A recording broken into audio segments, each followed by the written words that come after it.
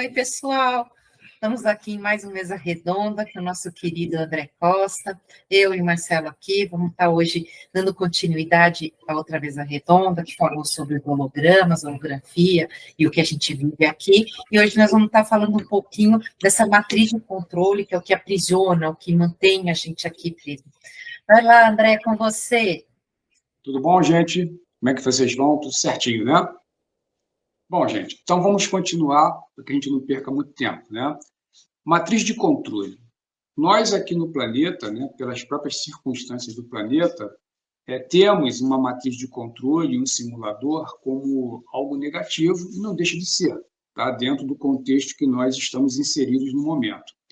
Mas uma coisa que assim, eu tenho que passar para vocês a nível de informação é que a matriz de controle é algo necessário na própria criação, porque aonde estão as configurações, os ditames, as leis, sejam o tipo de nome que queiram dar para uma certa, digamos assim, configuração de experiência, para que, na medida do possível, todos os participantes consigam seguir uma ordem, senão vira bagunça, né? Cada um faz o que faz, ou faz o que quer, né? Bom, dentro até disso tudo aconteceu coisas fora da própria matriz, imaginem se não houvesse elas, né? Então, a primeira matriz de controle, a gente pode até chamar da primeira fase da criação, tá? Que foi uma matriz de controle única, que não existia nenhuma outra na época que fizesse uma contrapartida. Então, como não se conhecia principalmente o universo bariônico, o universo material, era uma experiência, né, em que, digamos assim, eles pagaram para ver, né? Então, a gente vai fazer, a gente vai criando toda uma estrutura até chegar naquele local seguindo determinadas configurações. Mas essas configurações, com o tempo, elas começaram a se mostrar criações que só eram boas para alguns filhos paradisíacos. As almas, os fractais de almas, os eu-sous e as mônadas, que participavam de certos gradientes dessa experiência, principalmente nos universos, né, onde o gradiente de polaridade era elevado, começaram a apresentar anomalias e uma estagnação no seu processo evolutivo. Por quê? Né? Porque as almas e os fractais derivados dessas mônadas, desses eu-sous, eles eram constantemente tendo as suas vivências extraídas, como se fosse um backup, e imediatamente as suas memórias, se é que a gente pode chamar assim, resetadas, para que eles pudessem novamente participar de outros experimentos, que eram milhares desses experimentos. Tá? Toda essa situação, com o desenrolar do tempo, acabou criando ou originando determinadas situações que não se conheciam na época, e uma das principais foi o gradiente energético gerado pelas almas perante determinadas situações que acabaram viciando uma boa parte dos filhos paradisíacos envolvidos nesse projeto, o que acabou estimulando para que essas almas da primeira fase ficassem numa roda de samsara de tempo indeterminado, porque o André, vício... Oi?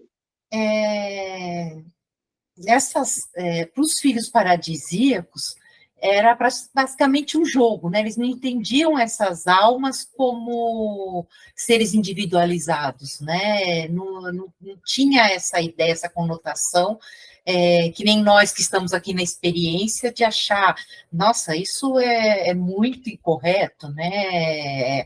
Eram ratos de laboratório, né? Essas almas, nós, É, né?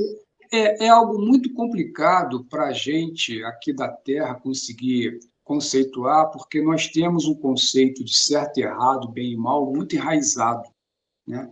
Então, a gente não consegue enxergar algumas situações como experiência, né? E quando acontece, a gente finge que não está vendo.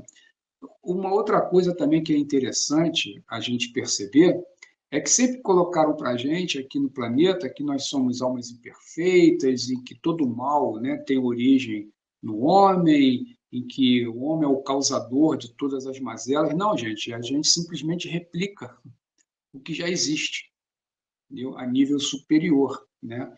Então, eu assim, no decorrer dos vídeos, né, que eu já publiquei, mas muita gente às vezes me escreve perguntando a respeito disso, porque no conceito religioso foi sempre nos ensinado que as dimensões superiores eram de entidades, de consciências elevadas, né? Que ali estavam próximos de Deus, então não existia a maldade, seja lá de que forma.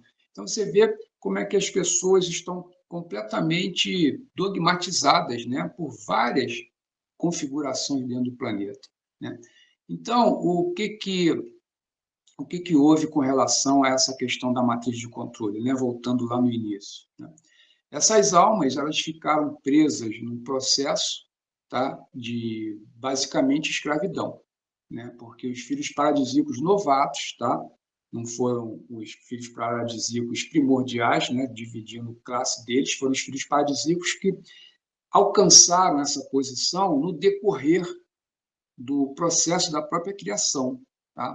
Então, ali era como se você colocasse recém-formado para administrar uma grande organização, né? O cara tem um conceito teórico, né? Mas não tem a experiência. Então, isso acabou criando muitas situações, né?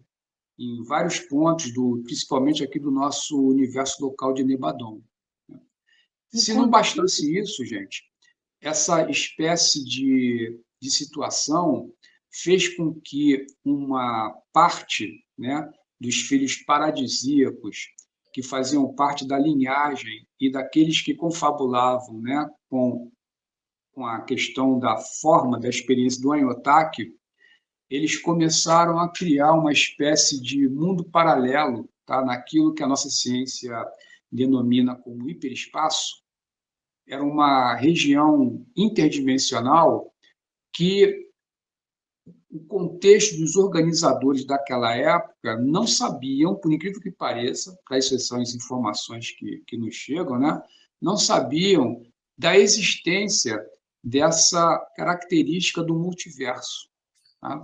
Uma região chamada de hiperespaço. Então, o que estava acontecendo? Bom, você já tinha os ajustadores de pensamento que estavam ligados à fonte que tudo é, executando as diretrizes, né, que foram traçadas desde o início, e eles basicamente faziam o papel, tá, de alguém que foi criado para aquilo. Tá? Isso é algo também que a gente tem que entender. Tá? Não é demonizar os ajustadores, os anjos do dia. Eles existem porque foram criados com essa finalidade. Porém, alguns filhos paradisíacos começaram, através de uma tecnologia que eles descobriram depois, no decorrer, né, do desenvolvimento do holograma, eles começaram a clonar mônadas. Tá? Então, o que acontecia? Eles clonavam uma mônada, tá? E essa mônada clonada ela era meio que surrupiada por hiperespaço deles, que eles estavam criando. Na verdade, o objetivo era criar um universo paralelo à Avona.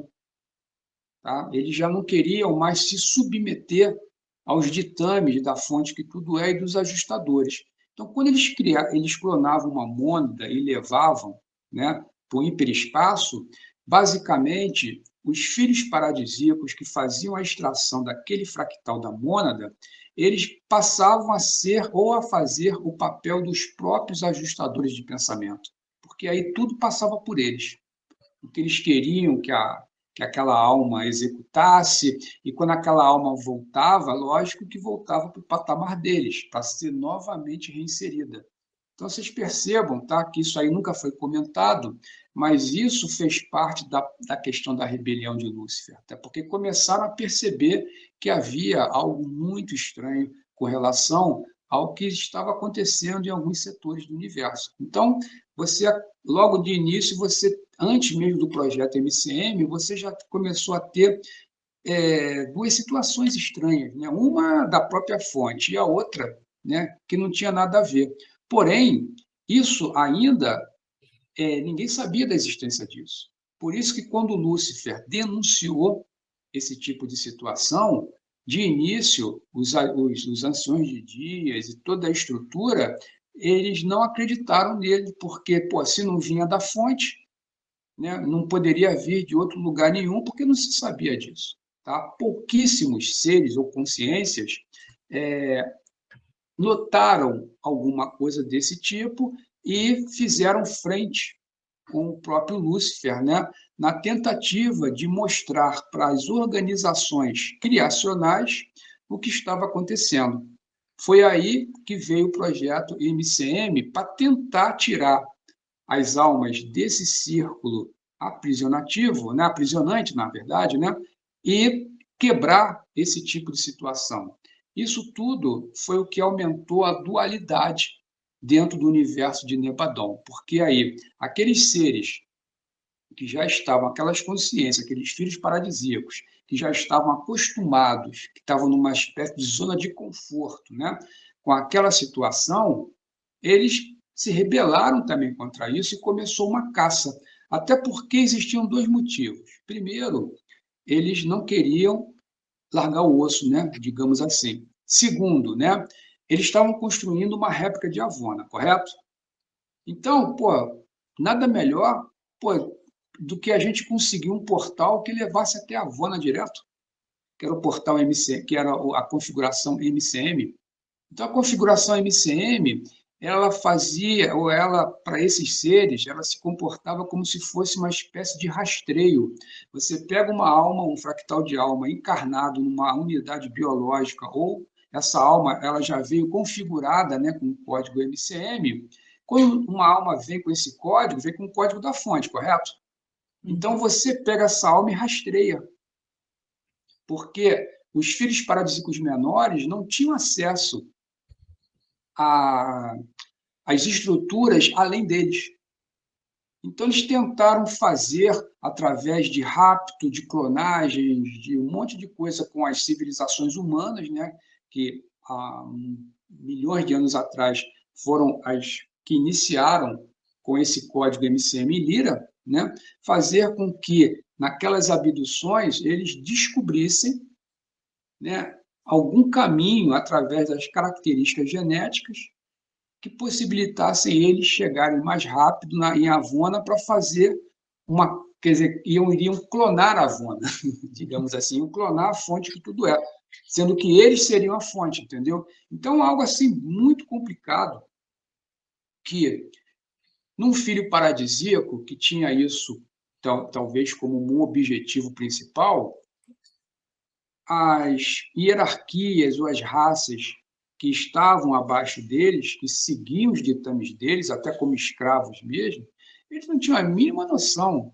da finalidade principal desse jogo, né? Quando você chega para um reptiliano e diz que ele é a raça primordial da galáxia, em que eles, por ser a primeira raça, têm que ser considerado Deus, né, das outras, e as outras têm que se submeter a eles, uma raça que foi criada com características belicosas, digamos assim, né, eles vão fazer o trabalho de ponta de lança. Não sei se vocês conseguiram entender. Eles não sabem nem que o objetivo é clonar algo que eles nem sabem que existe, digamos assim. Né? Eles não estão preocupados com a Avona, estão preocupados com o seguinte, com a sociedade deles, foram criados dessa forma.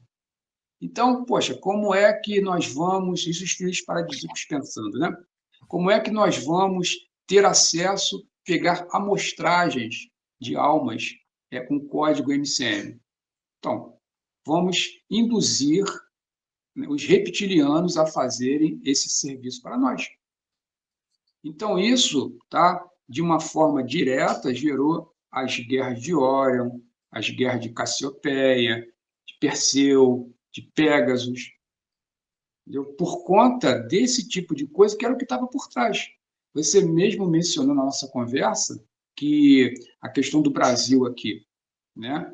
Então, o que nos chega a nível de notícia não tem nada a ver com os bastidores que estão por trás daquilo. Nem a gente sabe o que rola por trás, né? dali o que está por trás do próprio governo brasileiro, que de repente nem está dentro do Brasil. Então, Inclusive, nos bastidores da fofoca, né, de Avona, o que corre é que justamente havia uma insatisfação, uma tentativa até de micar,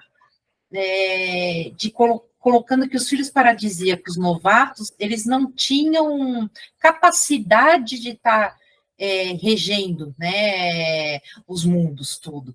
Então, isso. até seria uma maneira de estar provando, haja vista a bagunça toda que ficou, né? Aproveita e relembra o que é o código MCM.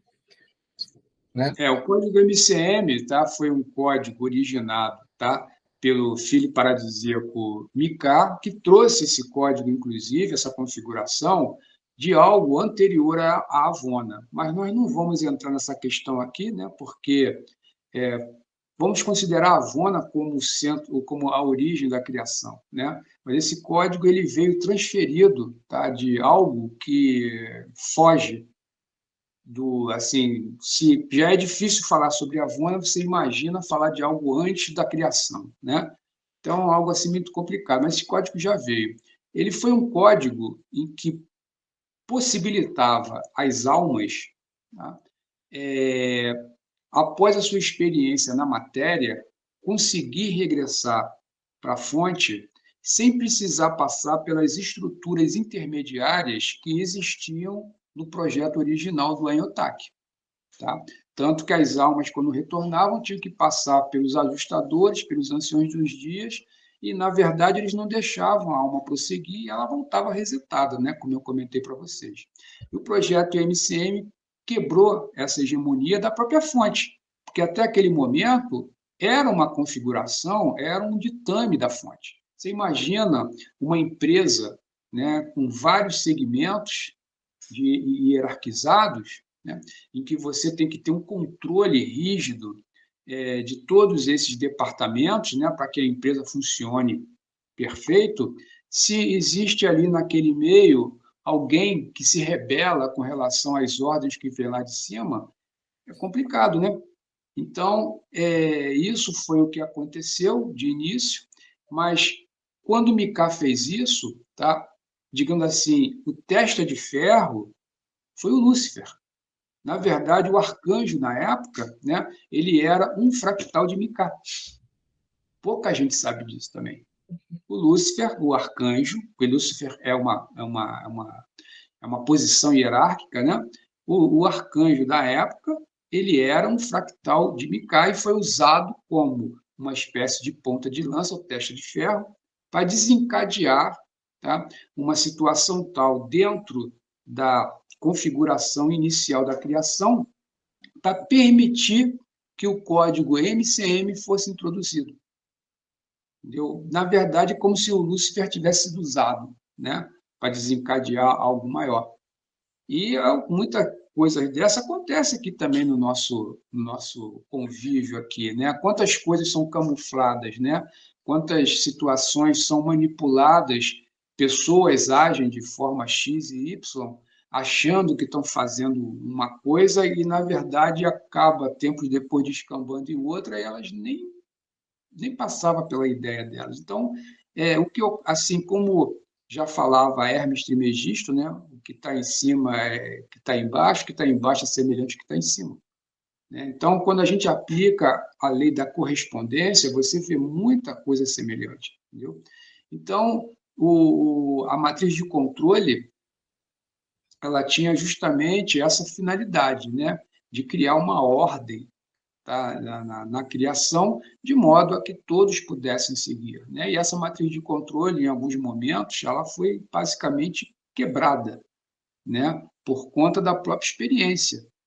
E, por incrível que pareça, na maior parte das situações, os próprios organizadores, por conta da experiência inusitada, deixavam com que acontecesse. Para ver o que até o momento que poderia colocar em risco toda uma estrutura criada por conta do gradiente de desequilíbrio que aquela experiência naquele momento estava ocasionando, como foi o caso de Nebadon. Nebadon ficou numa situação tão complicada, com 80 e poucos por cento, né, de negatividade, que o universo local ele foi deslocado da bolha de universo na qual ele estava junto, né, porque existiam outros universos locais ao redor. A coisa ficou tão séria que deslocaram o universo de Nebadon para uma outra, digamos assim, constante, tempo e espaço, e isolaram para que aquele problema lá não contaminasse os universos locais. Né? Você vê ao nível que a coisa chegou. Aí eles começam a mexer e criar vários programas, né, para tentar reequilibrar todo esse jogo que foi criado. É uma história assim complexa, longa, em que envolve até como se fosse um pêndulo, né? Como se você ficasse viajando temporalmente, né, de um lado para o outro, para poder explicar o que houve, e porque em vários pontos da galáxia as coisas ocorreram em faixa dimensional diferente, em constantes temporais diferentes. Então você não consegue... transmigração que foi feita, né? E esse isolamento aí já seria a barreira de frequência. Não, a barreira de frequência é com relação à Terra. Sim. Tá? Com relação ao universo, deve ser uma outra tecnologia lá. Mas com relação à barreira de frequência, sim, ela foi subida pelos draconianos. Tá? Que foi um modo encontrado como aqui, a Terra é um planeta morontial. As almas que estão aqui, se elas não tinham origem morontial, pelo contato com o planeta, faz-se uma espécie de miscigenação. Então, foi o método encontrado até para salvar aquelas almas que estavam presas dentro daquele primeiro sistema do Anunnaki. Então, essas almas que não tinham a codificação morontial, quando elas se relacionavam de alguma forma com as almas que possuíam, aquele componente era introduzido nessas almas. Então, eles queriam parar com isso. Né? Então, qual foi a melhor forma? Criar a barreira de frequência, porque aí te desconecta, né, do teu eu sou, e você fica meio que à deriva. Aqui. A gente não consegue nem ter muita referência o que seria ficar na deriva, né? Porque a gente já nasce na deriva. Então, a gente não consegue ter uma referência diferente disso, né? Mas você tenta imaginar uma consciência, né, que tem exatamente noção do que ela está fazendo aqui, em que ela recebe informações ou troca informações com uma estrutura dela mesma numa dimensão mais superior. É a mesma coisa, eu já fiz essas analogias antes, né, de você, digamos, ser um mergulhador de caverna, né, em que você tem a tua equipe que fica aportada lá no navio, um navio pesquisa, né, em que esse navio, através de instrumentos, ele consegue escanear aquela caverna submarina, mas há necessidade de algum ou alguns mergulhadores irem pessoalmente nessa caverna averiguar, né, visualmente o que ali se encontra. Porém, dentro da caverna, eles são guiados através de rádio, pelo que o navio pesquisa consegue ver de formatação daquela caverna, como se fosse um GPS. Agora, você imagina se em um determinado momento aqueles mergulhadores lá dentro perdem o contato com o navio. Como é que eles vão encontrar o caminho de volta? Os caras estão dentro de um emaranhado de cavernas submarinas, né? Um exemplo. Se a gente for pensar dessa forma, fazendo uma analogia, é praticamente nós aqui. Eu estava assistindo uma live do Laércio Fonseca, né? E ele fez um comentário interessante, né? Que a maior parte dos médiums, uma das pessoas que tem uma percepção extrasensorial mais elevada, é porque detém uma tecnologia para isso. Né? Partindo da premissa que a gente está no mundo holográfico tecnológico, faz todo sentido, né? Pode ser, pode ser. quando a gente começa a analisar o nosso corpo humano basicamente como uma estrutura tecnológica, tá? A única diferença é que é biológico, não é porco e parafuso.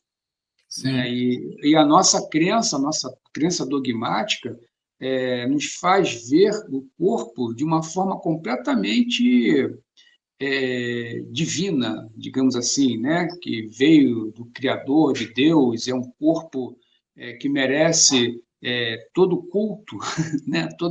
É uma forma sentimental, né?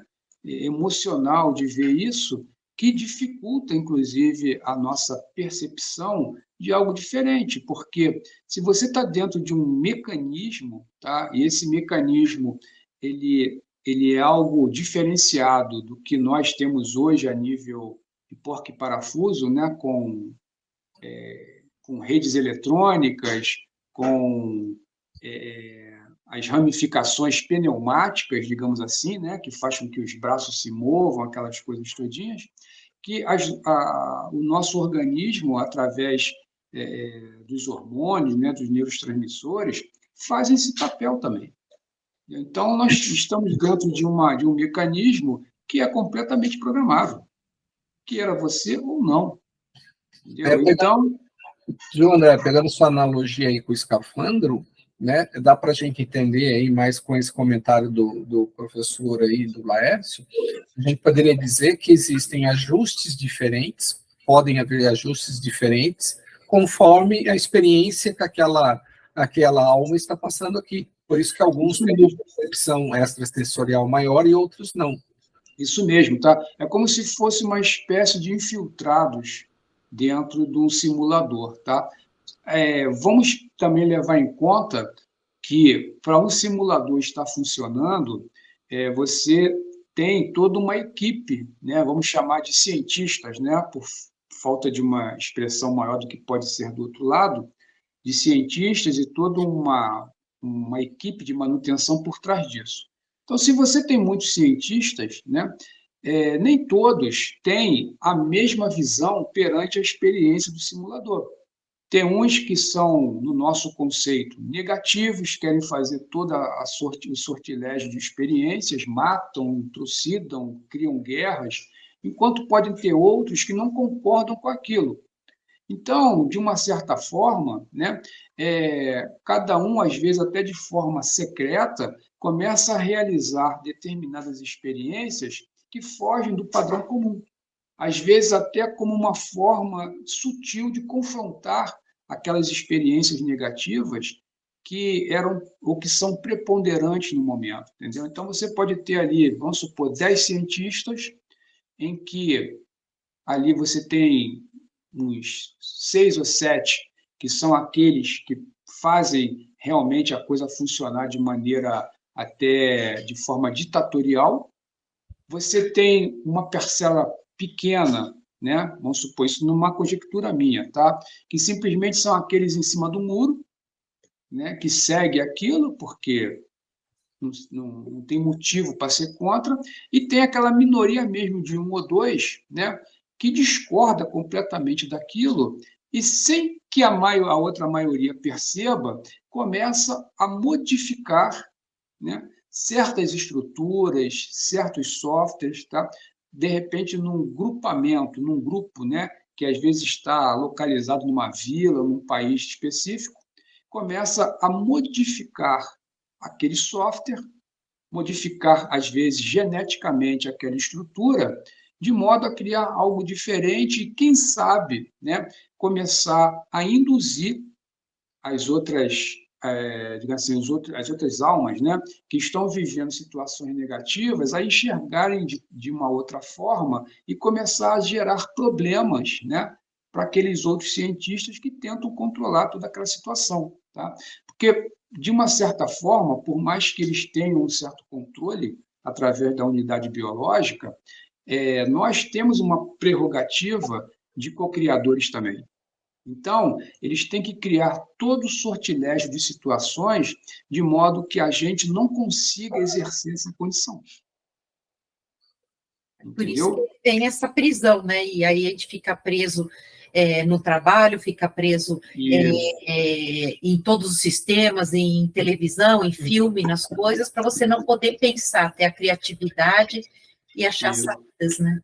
Até em doenças, Oi? até na questão de doenças, né? Começam a criar doenças para você parar de colocar. Tudo. Problemas financeiros, problemas de relacionamento. Gente, assim, é uma lista interminável, né, de artifícios, né, que são criados, né, que já foram criados, porque essa matriz de controle não é algo que foi criado ontem, né? Então, isso veio sendo aperfeiçoado. Você tem pessoas, você tem esses cientistas, vamos supor que eles sejam analistas, tá? Eles estão observando o que acontece com aquele grupamento de pessoas ou daquele povo específico quando eles introduzem uma certa configuração. Eles estão ali observando. E conforme as coisas vão se desenvolvendo, eles vão implementando ajustes o tempo todo. Olha, só a gente vê o mundo de hoje. Como é que as coisas vão sendo manipuladas, né? Agora até com mais velocidade, né?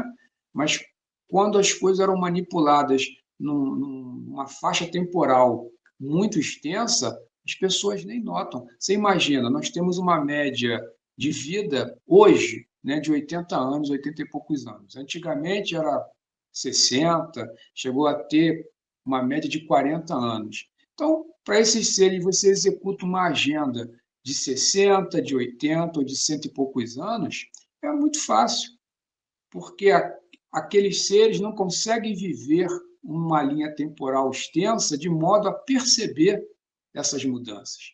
Aí você chega do outro lado, é enganado, né, pelo sistema de simulador, tem a sua memória resetada, assim como acontece no experimento mesmo. Só deixando claro, gente, aquele experimento em ataque ainda está em vigor.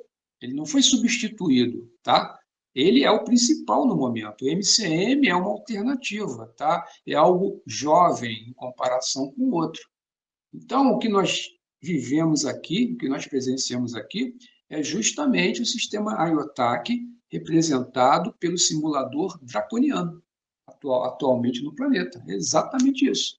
Entendeu? As almas saem daqui, são resetadas e jogadas de novo dentro do contexto do simulador para continuar gerando, né, situações que levam à questão do laboratório, a questão da própria prisão em si, né, para reforçar a prisão, e também como alimento energético, para não dizer outras coisas, né? O André, você acha que as pessoas que estão mais despertas já estão conseguindo usar o código MCM? Você já vê que está indo por esse caminho, diferente daquelas que ainda não despertaram? Olha, assim, eu não saberia te dizer se o código MCM, nesse caso, ele teria ou poderia fazer parte dessa pergunta, dessa explicação, tá? Porque a questão de ter consciência do que acontece e você não mais confabular com a situação, isso é algo da consciência, não tem nada a ver com o MCM, tá? Porém, tá? Para você voltar para a fonte, você tem que sair da barreira de frequência, tá? E nós desaprendemos a nos conectar com a parte superior pelo tempo, né, no qual nós estamos inseridos aqui dentro desse simulador. Então, você antes, a barreira de frequência antes tem que ser retirada, tá? Mesmo as pessoas que têm uma frequência muito elevada, que digamos assim, furaria a barreira de frequência, elas não têm gradiente cognitivo para alcançar um eu sou, tá? Porque nós também aqui dentro da nossa cultura, a gente tem uma coisa assim muito distorcida, que é confundir bondade com elevação espiritual, para se conseguir alcançar determinadas metas, tá? É a mesma coisa, o Marcelo, tá? Que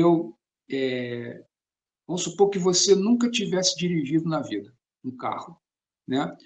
E eu te entrego um carro para você dirigir só porque você é uma boa pessoa, né? O que você vai fazer com um carro na rua dentro dessas situações? Não seria uma boa coisa, correto?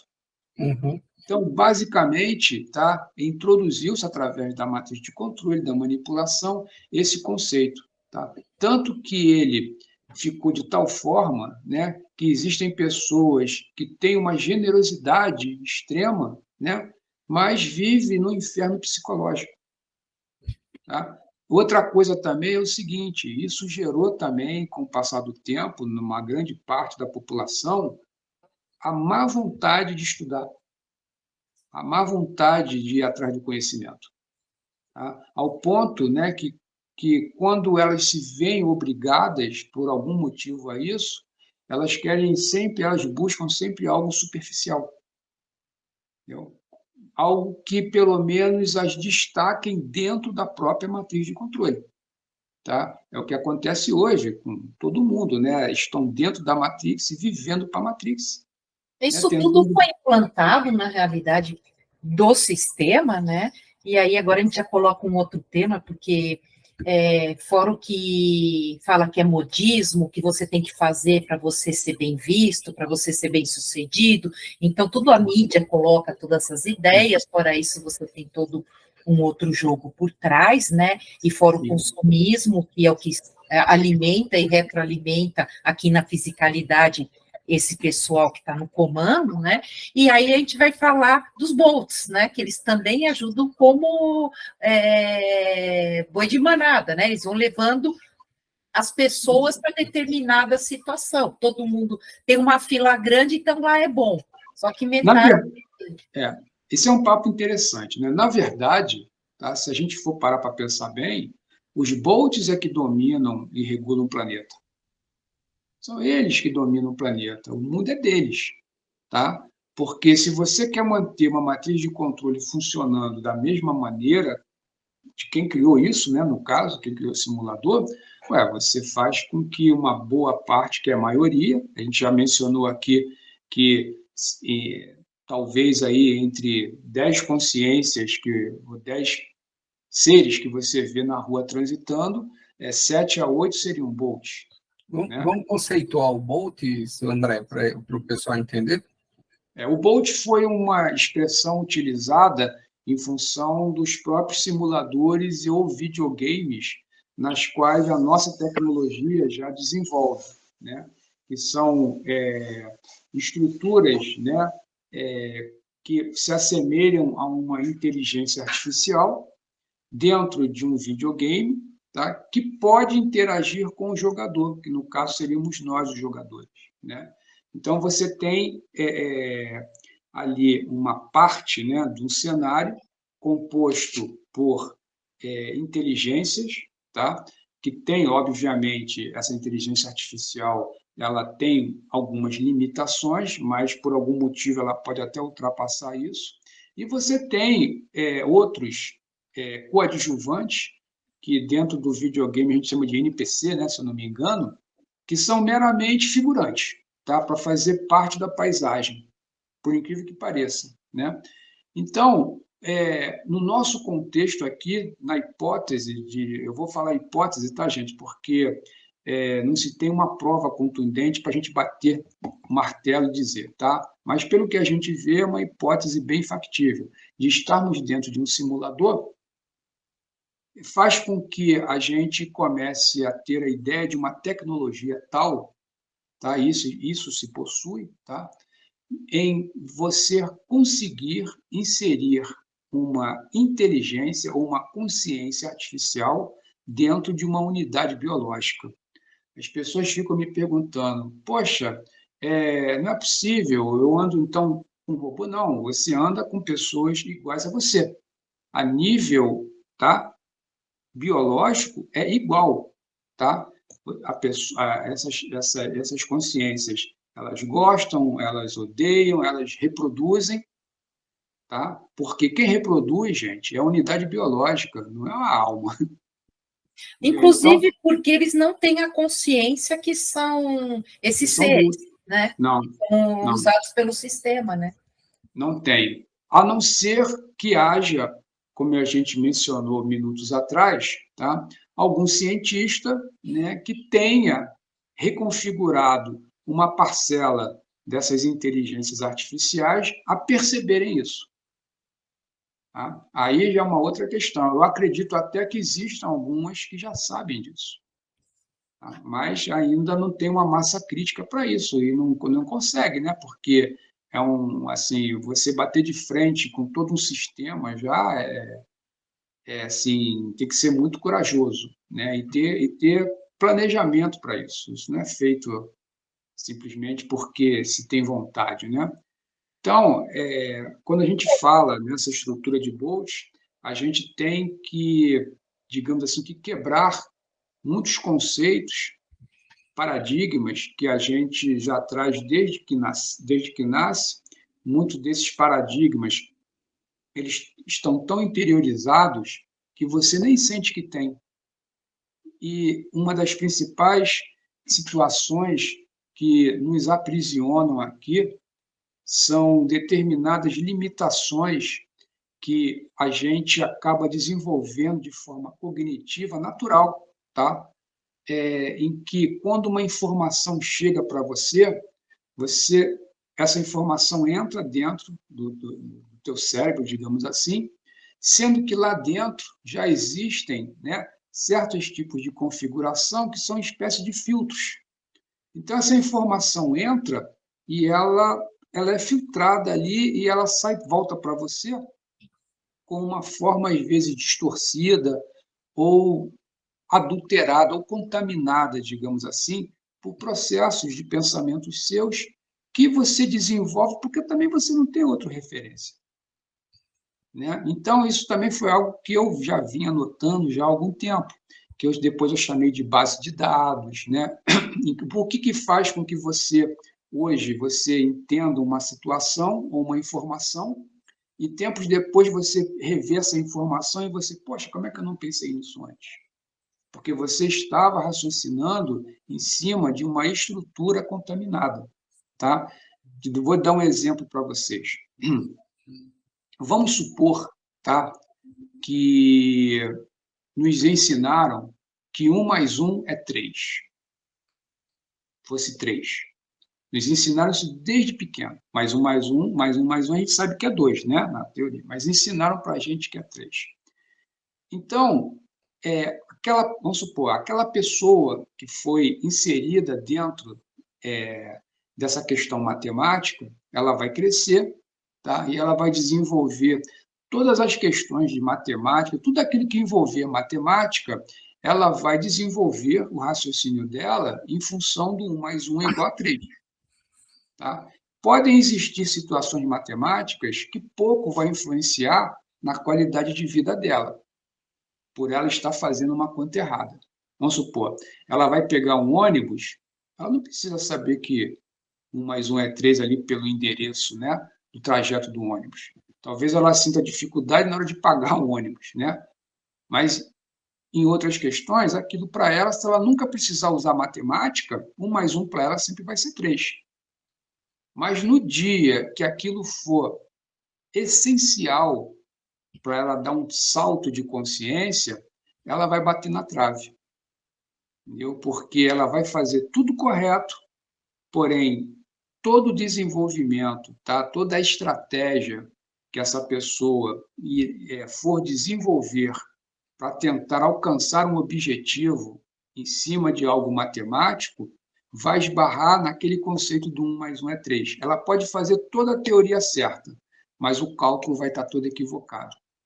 E nós estamos analogicamente inseridos dentro desse contexto. Você nasce, tá? E não lembra de nada do que você foi. Então, ali você tem toda uma estrutura da matriz de controle te inserindo tudo, né, o que você precisa saber para servir a matriz de controle. Então, hoje a gente vê uma boa parte dos jovens, né, com umas atitudes assim completamente disfuncionais, né? Eles tratam os mais velhos como debilóides, né, que não sabem de nada. Eles chegam num contexto agora com 25, 30 anos, 30 e poucos anos, achando que já sabem de tudo no mundo, né? Então, eles não têm nenhum histórico. Então, aquilo que é passado para eles de forma equivocada nos colégios, nas universidades, eles aceitam aquilo sem questionar, até porque há todo um sistema também por trás disso para que isso seja feito, né? E eles acreditam que o mundo sempre foi assim, entendeu? Porque eles têm uma vivência pontual e até a história passada para eles foi deturpada. Então, eles só enxergam o mundo a partir daquele ponto deles. E eles não se interessam em saber com quem vivenciou aquele mundo anterior, se realmente foi sempre assim. Existe até uma história, né, de pescador com relação a essa questão que ilustra bem, né? Uma pessoa chega num determinado vilarejo de pescador e lá, obviamente, esse vilarejo tem pessoas de faixa etária diferente, né? Então, ele chega naquele local, ele entrevista primeiro um ancião lá, com seus 60, 70 anos, e ele pergunta a respeito de como era aquele rio, né? Quando ele era mais novo. Ele, não, esse rio era espetacular, tinha tudo quanto era peixe, se pescava bem, com fartura, isso e aquilo. Aí ele chega para uma mesma pessoa da aldeia, na faixa dos 40 anos, e pergunta para esse pescador, como é que é esse rio aqui? Não, ele dá peixe, né? De vez em quando a gente fica sem peixe aí para pesca, né? Sem tudo, mas existem peixes mesmo, e para essa pessoa de 40 anos, o rio sempre foi assim, né? Ele dava peixes numa época e nas outras não, tá? Para a pessoa que viveu mais tempo, ele lembra do rio que dava sempre peixe. E se você chega para um jovem de 20 anos naquela mesma aldeia, 20 anos depois, em que o rio está praticamente morto, né, de vida, esse jovem vai dizer que não, sempre foi assim. Sempre foi assim. Entendeu? Então, esse é o nosso principal problema aqui no planeta atualmente. Tá? As gerações mais novas, elas estão completamente perdidas com relação à história do próprio planeta, entendeu? Da própria civilização delas, né? Destrói o seu passado, né, para não ter questionamento de nada, nem introdução mesmo, de estar preso nessa matriz de controle. Agora, André, é fácil saber quem é Bolt e quem não é? Não, atualmente não, entendeu? Porque eles ocupam, como eu te falei, né, a mesma unidade biológica, tá? Possivelmente, fazendo alusão a quem veio primeiro, o ovo, a galinha, né, a gente se enquadra nisso também, porque se os bolts estão aqui primeiro, tá? Vamos nos considerar consciências monádicas, tá? Nós vamos supor que nós não sejamos bolts, tá? Então, quando a gente nasce, a gente pode nascer de Bolt. Entendeu? Então, o que acontece? Um Bolt é a tua referência de pai e mãe, gente. Então, você, como uma alma monádica, você vai seguir, né, tudo aquilo que os Bolts, porque nem o Bolt sabe que é Bolt, muito menos você. Então, vocês percebam a complexidade da situação. Tá? E com o passar do tempo, como você já nasceu naquele contexto sem memória, sem conhecimento algum, aquilo para ele, para a gente, sempre foi assim. Entendeu? Esse papo de consciência artificial surgiu recentemente. Antes disso, ninguém pensava nisso, todo mundo convive, assim como convive até hoje, de forma normal. E é para ser assim, né? Porque o simulador não quer que você perceba que você está dentro de um simulador. Então, agora, se a gente parar para pensar nessa analogia, se o Bolt faz parte do sistema e é para manter o sistema operacional, geralmente os Bolts são seres que não questionam o sistema. Sim, porém, né, eu sei até onde você quer chegar com isso, tá?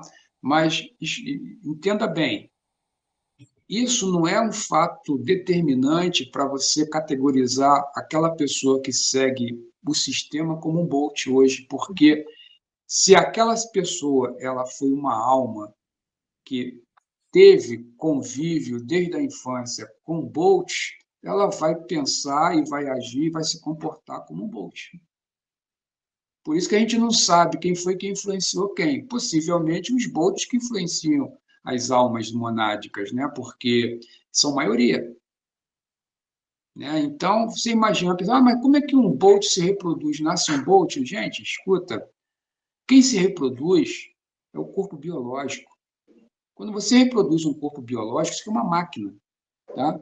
Por tecnologia, você insere uma consciência artificial dentro daquela estrutura ali pequenininha, recém-nascida, em que você configura, por conta da matriz de controle, você configura uma inteligência artificial, uma consciência artificial, digamos assim, né, a ela seguir um padrão de desenvolvimento cognitivo proporcional ao desenvolvimento do corpo. Tanto que isso é algo, para a gente, normal, faz parte da ciência, mas isso é matriz de controle. Para vocês terem uma ideia em que as pessoas ficam batendo palma, acham bonito, lindinho, né? Você vê hoje, né, que já pode ser, por algum motivo, uma distorção, né, dentro do simulador. Crianças de 4 anos, né, tocando vários instrumentos de uma orquestra sinfônica, executando determinados tarefas, trabalhos, sem ela nem ter entrado num colégio já desenvolvendo certas habilidades que a gente categoriza como habilidades que são desenvolvidas por pessoas, né, que tiveram um estudo até prolongado para aquilo. E você vê crianças ali tocando piano, né, tocando um monte de coisa com 4 anos de idade. Isso faz a gente acreditar o quê? Ora, poxa, você tem ali uma estrutura biológica de 4 anos de idade. Quem tem tecnologia insere uma consciência ali com esses atributos de tocar um piano. Qual é o problema? Desde que aquele cérebro desenvolvido tenha uma capacidade de HD e de microprocessador, né, para aguentar aquele gradiente de informação para tocar um piano, você coloca. As pessoas acham aquilo lindo, né? Achando um prodígio, né? Uma pessoa... Não, gente, às vezes você tem ali uma consciência artificial. O André, a gente teria essa percepção ao fazer a passagem, então, quando a gente deixar o corpo biológico e ir para o astral, e a gente falar, né? Vamos supor, né? Fazendo aqui uma simulação. Eu fui lá para o astral, né? Desencarnei, fui para o astral. Cadê aquela pessoa que eu tinha convivência? Não está aqui desse lado. Possivelmente é um Bolt. Pode ser. Porém, eles criam as holografias do outro lado, reproduzindo essas pessoas. Também. Eles têm essa IA, essa que a gente põe como IA, que é o que está inserido como alma no Bolt, é uma alma, né? É uma alma, só que essa alma não teria uma conexão. Não, negativo. Como é que eu posso explicar para vocês? Uma consciência artificial ela não tem alma. Ela é uma coisa puramente tecnológica. Uma alma vem de uma fonte monádica, por isso que eu estou distinguindo, né, uma consciência artificial de uma alma monádica. Tá? Uma consciência é uma consciência, ela pode viver dentro de um chip, por exemplo, tá? De uma alta capacidade. Você pode desenvolver ali uma IA. Eu até estava conversando esses dias, e a IA é uma coisa minha, tá? Em que eu parei para perceber assim, cara, essa unidade biológica na qual nós estamos, ela tem que servir para ambos os casos, né? Tanto para uma inserção de uma alma monádica, quanto para uma consciência artificial. Qual seria, né, o órgão, né? No caso, qual seria o periférico, né, do corpo, no nosso corpo, que poderia possibilitar isso, né? A pineal. Pouca gente sabe da função que essa glândula exerce. Ela pode ser, de uma certa forma, um elo, né, tanto para as almas monádicas, como uma espécie de um mecanismo que cria uma interface, né, entre uma alma e um corpo biológico, e pode também servir como uma espécie de HD, de uma consciência artificial. Você insere ali, através de um Wi-Fi, seja lá de que tecnologia esses seres detêm isso, insere ali dentro daquela glândula, né, um software, e a pessoa vai rodar ali dentro, entendeu? Mas aí a consciência artificial é algo criado dentro do simulador. Tá? A gente pode fazer uma correlação com o filme Blade Runner, onde só que eles são androides, né? Só que em vez de serem androides, se fossem a mesma base biológica, porque eles não têm consciência que são androides. Eles acham que eles são iguais aos humanos. Só alguns poucos é que acabaram tendo, com o papel daquele androide principal, que foi interpretado pelo Rutger Hauer, né? Na época, está falando do número 1, né? Com Harrison Ford, né? Aquele que virou um clássico. Então, ali, ele já sabia que ele era um ser artificial, né? E ele até lidava falando a respeito da raça dele, tá? Mas ali é que está, olha só, essas informações, para chegarem no nível que nos chegou hoje, tá? Elas precisaram ser plantadas de forma bem sutil e devagar. Tá? Então, muitos filmes de décadas passadas, eles só te dão a metade da informação, ou uma parte da informação. E depois, nos filmes seguintes, você começa a conectar isso às pessoas que estão ligadas, né? Porque a maioria assiste esses filmes como mera ficção científica, né? Mas você vê que já há uma diferença entre a questão do Blade Runner, mesmo Star Trek, né, que já é da geração de 70, né, com o holodeck. Depois as informações foram cada vez ficando mais depuradas, né? Veio o 13º andar. Gente, o filme Avatar, né, aquela transferência de consciência, né, daquele ator dentro de um casulo, né, para uma simulação, ali não é nenhuma simulação, né, ali era uma faixa dimensional daquele planeta em que existia uma civilização. E, através de tecnologia, eles conseguiam fazer a transferência, né, da consciência dele para um avatar já adulto, né? Para a gente aqui seria uma espécie de entrante, né? Isso. Então, essas informações, através desses filmes, elas foram sendo paulatinamente passadas, talvez até como um recurso, né, da filtragem das almas que podem vir a ser resgatadas do planeta, de modo a ir criando digamos assim, um upgrade cognitivo, né, em André, cada um. então, por exemplo, o Smith do filme Matrix seria um Bolt. Está mais para um Bolt. Eu acho que um Bolt, entendeu? Ele ali faz parte de um programa, mas interage com o Neo, né, de forma como se fosse um deles, entendeu? É basicamente isso. Tá? Por isso que não se distingue. Né? Ele só distinguiu porque ele entrou dentro da Matrix e descobriu como é que aquilo funcionava, como é que o jogo funciona. Né? Então, o nosso grande, assim, a nossa grande aventura aqui é justamente isso, mas não é descobrir quem é Bolt, né?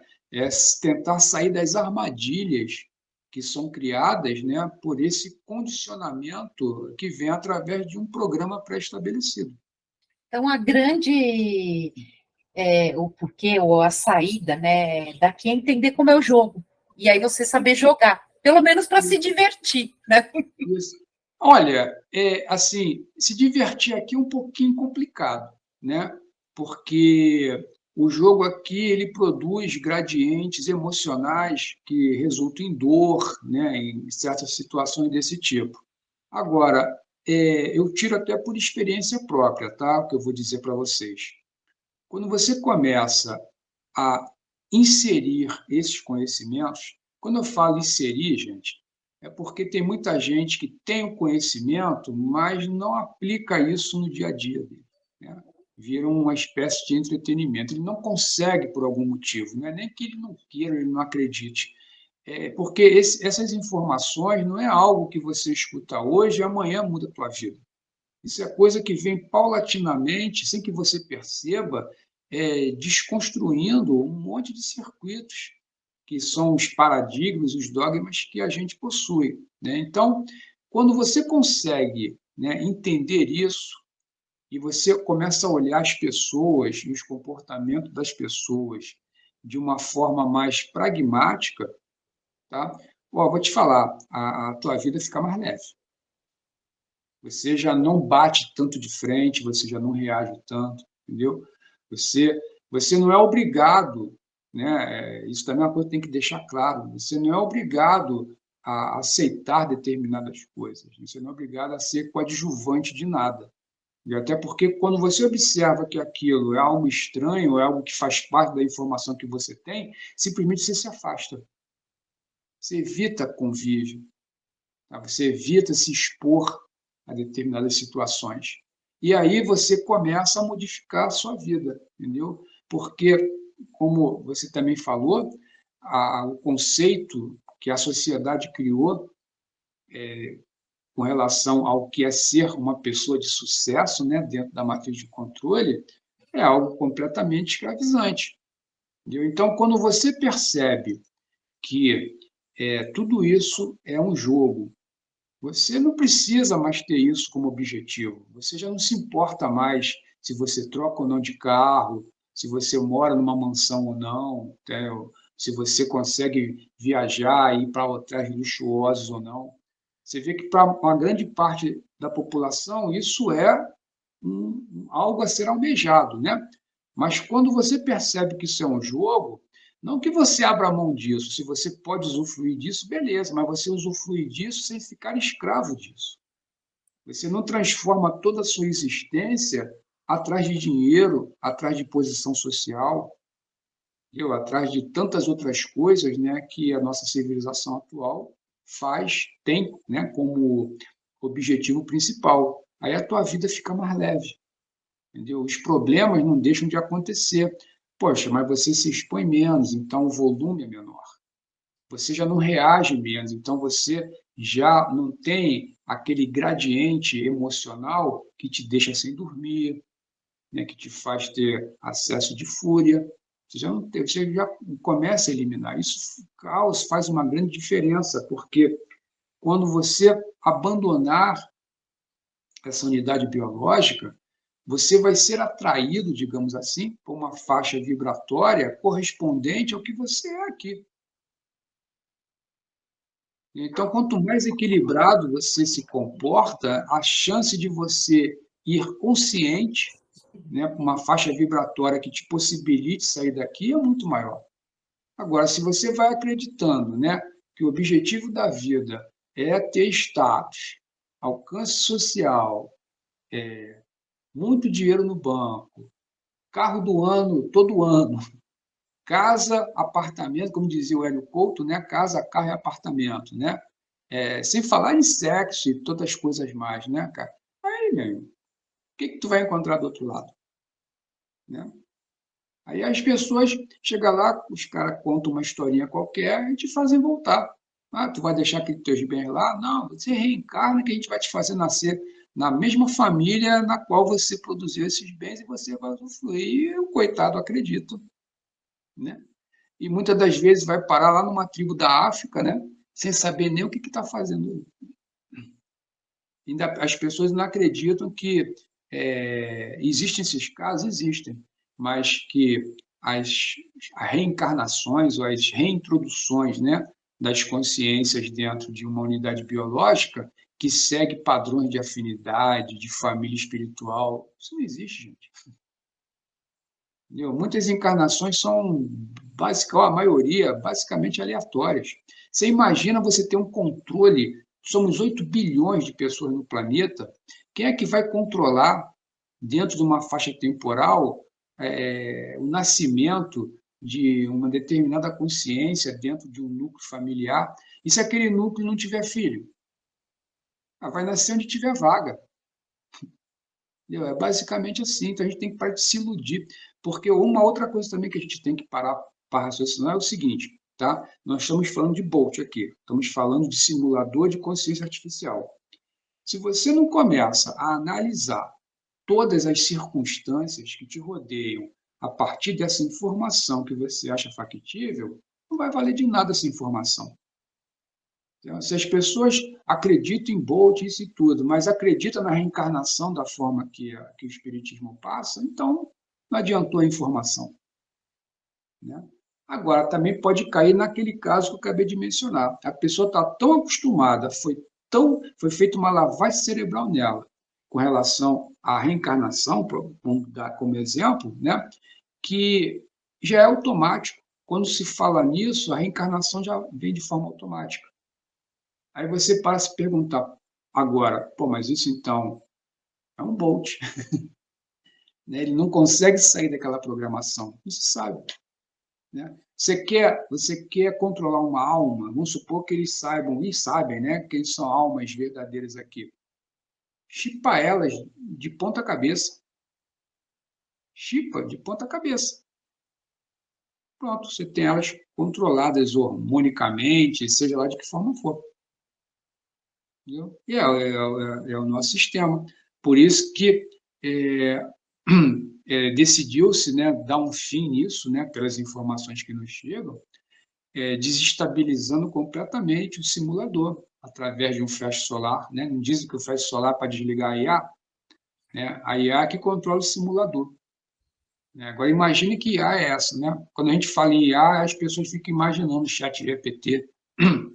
Gente, isso é fazendo uma analogia, a IA nós estamos com uma IA desse nível de simulador, assim como aqueles primeiros Ataris, né, estariam hoje para os simuladores modernos aí que a gente utiliza até em casa como videogame. Basicamente é brincadeira de criança. Entendeu? Mas as pessoas não conseguem fazer essa conexão. Elas ficam pensando dentro de uma caixinha muito estreita, entendeu? Mas por vários motivos. É aí que eu penso, né?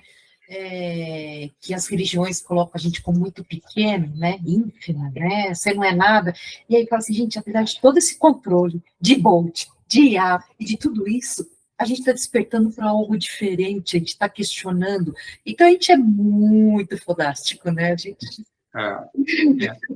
E taxados de louco, né? Por isso que essas coisas não podem, não circulam em qualquer meio, né? Porque se você não tiver cuidado com essas informações, você pode até vir a ser massacrado dentro da própria família, gente. Dentro da própria família. Entendeu? Então... 30% é Bolt, né? Se de 10, 7 ou 8 são, a probabilidade é muito grande, né? Muito grande, né? Mas liberta, não liberta você saber disso? Porque aí você não quer mais convencer ninguém de nada, porque você, de repente, fala, não vou convencer uma IA, né, de outra coisa. Quando tem aqueles massacres, alguma coisa assim que aconteceu, você fala assim, gente, 70% ali, no mínimo era Bolt. Quiçá 100%. Então, por que eu vou me preocupar com isso? Então, você começa a imaginar um plano feito pela Matrix, que é para te mexer hormonalmente com o seu sistema, para te tirar de um equilíbrio, e aí você consegue realmente se manter num padrão mais equilibrado, numa energia vibracional mais alta, né? Existem, assim, várias quebras de paradigmas quando a gente leva isso em consideração, né? E muita gente tem me perguntado, eu trabalho com terapias energéticas, pois então eu estou dando reiki num Bolt, que isso vai funcionar, né?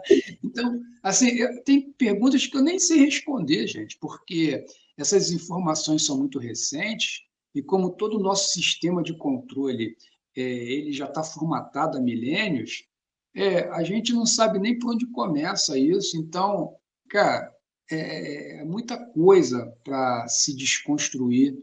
Entendeu? Quando a gente tem essa hipótese, nossa, o céu é o limite com relação às situações que a gente começa a questionar, né? E eu vou dizendo, cara, assim, conforme a gente vai estudando, até o fato de Bolt, ele vai adquirindo uma nova ênfase, né? Porque a gente está aqui falando, gente, mas vamos ser sinceros, né? Ninguém sabe se nós três aqui, alguém é Bolt, se os três são Bolt, tá? E daí? E se for? E se for? Né? A gente tem que ressignificar essa questão também, tá? Porque pelo que chega de informação, né? Um Bolt ele evolui em certo sentido. Ele não tem, digamos assim, o caminho de uma mônada, né? Mas ele faz parte e é parte importante de sistemas, tá? De civilizações e tudo. Só que a evolução é algo completamente distinto. Ele não tem uma fonte para retornar, né? A não ser uma Unimatriz Borg, né? Conforme os filmes, né? Mas aí é uma outra história, né? Então, não tem. Ou então iria voltar para o supremo de uma inteligência artificial matriz, não sei, não se sabe, né? Mas é algo que a gente tem que meditar a respeito disso, porque meditando e viajando nesse assunto, se o código MCM ele consegue entrelaçar, fazer um entrelaçamento, vai saber se uma IA do Bolt que está aprendendo, está evoluindo, não consegue em algum momento ela entrelaçar e ela realmente uma hora fazer uma conexão. É tudo muito novo, né? A gente não pode chegar e dizer que não é possível, né? A gente mesmo com a nossa capacidade intelectual reduzida, querendo colocar filtro na criação, né? Dizendo o que pode e o que não pode, né? Mas são coisas que ficam em aberto, né? Se a gente for pensar a nível terrestre, a gente fica assim, não é possível, porque uma alma vem de uma estrutura muito lá em cima, uma consciência artificial é feita aqui embaixo. De que forma uma fonte ia inserir ou reinserir, nem reinserir, porque uma consciência artificial não veio lá de cima, então você ia inserir algo que não é compatível, né? Vamos supor, uma consciência artificial é uma energia, mas é uma energia proveniente da matéria bariônica, né? Uma alma não. Uma alma é alguma coisa que vem de uma energia morontial, coisa lá, conforme o livro de Urântia conta. Mas a gente não sabe ainda da natureza estrutural dessas energias. A gente não entende, a gente mal está aí com alguns séculos no domínio do átomo, né? Então, a gente não sabe exatamente se dá para fazer, se tem como criar um artifício lá, não sei, não se sabe, né? Então, a gente só tem que, no momento, ter a informação com relação ao que isso significa para a gente aqui, né? Nesse contexto aqui. Tá? Depois, se a gente for Bolt, gente, vai, sei lá, de repente a gente é inserido aí. Tem um personagem que começaria a fazer com que a gente acostumasse com isso, que fazia e fez parte do seriado e da civilização humana, era aquele androide positrônico Data, né, da nova geração. Você vê ali que ele tinha uma interação com a tripulação da nave, com os humanos, quase de igual para igual. Agora, todos tinham consciência do que ele era e ele também. Entendeu? E isso não impediu, né, da tripulação da nave, digamos assim, ter um sentimento para com ele. Por mais que ele não tivesse ainda um chip, né, que desenvolvesse sentimentos, ao contrário, ele tinha uma programação positrônica. Somente isso. Entendeu? Então, ali também é como se fosse algo preditivo, né? Fazendo, olha, existem seres artificiais, mas não quer dizer, por ser artificial, que ele é menos importante.